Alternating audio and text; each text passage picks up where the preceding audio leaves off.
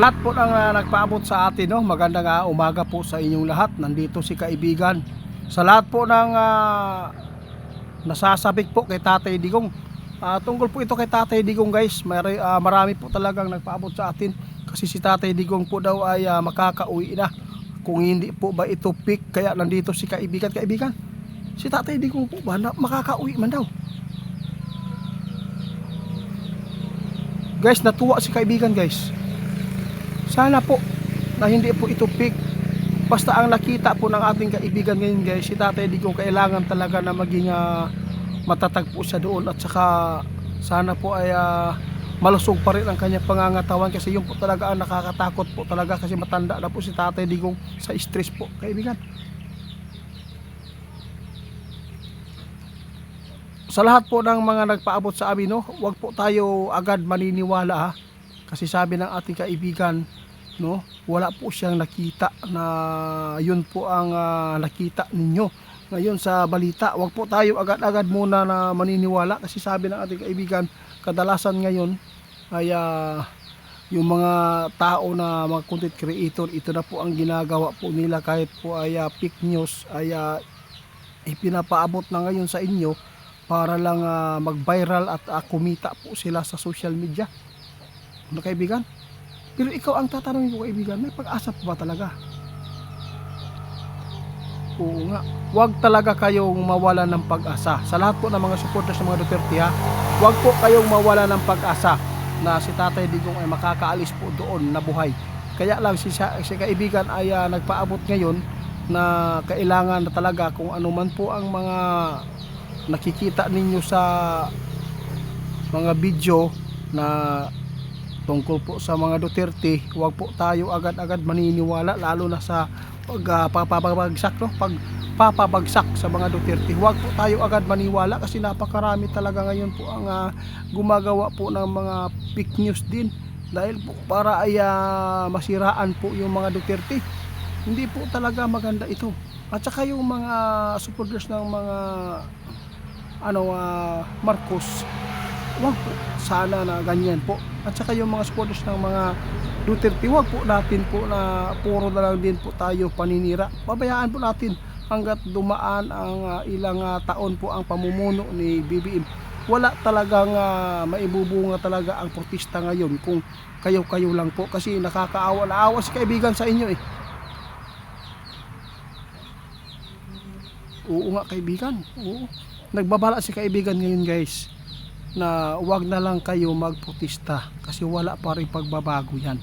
Kasi po si kaibigan natin nagsabi na mismo, si BBM daw hindi talaga bababa sa kanyang pwesto, no? Maghintay kayo sa tamang panahon na magkaroon ulit ng eleksyon.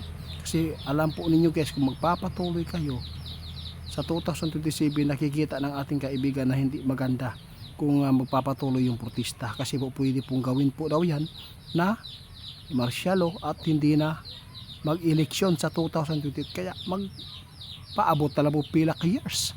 Payag ba kayo? 30 years? Di ba, kaibigan? O sige, kaibigan, sige po. Guys, aalis sa kaibigan. Ngayon po, sa lahat ng nakapanood at nalinawan po ngayon na walang nakikita si kaibigan na makakauwi si tatay pa, ha. Sa maayo ani, no, siguraduhin ninyo ang mga balita ngayon na para hindi po kayo masaktan lamang, ha. Si kaibigan nagpaabot, napakarami ngayon mga AI, napakarami ngayon ang nagpapaabot na hindi maganda para lang kumikita sa kanilang social media ngayon. Kaya sa lahat ng makapanood, laging tandaan, panalangin po natin ang bawat Pilipino na sana lahat po magkasundo at lahat po ang mga ginagawa na gusto natin ay naaayon sa Panginoong Diyos. Wala man kaming sapat na guys, kapangyarihan para po ay masabi ng mga sa inyo, na masabi po namin sa inyo ba na ito po ang mga nagkikita ng mga kaibigan natin na may magandang mangyayari pa sa susunod. Pero sa totoo lang, guys, pahirap ng pahirap talaga ang nangyayari ngayon dito sa atin.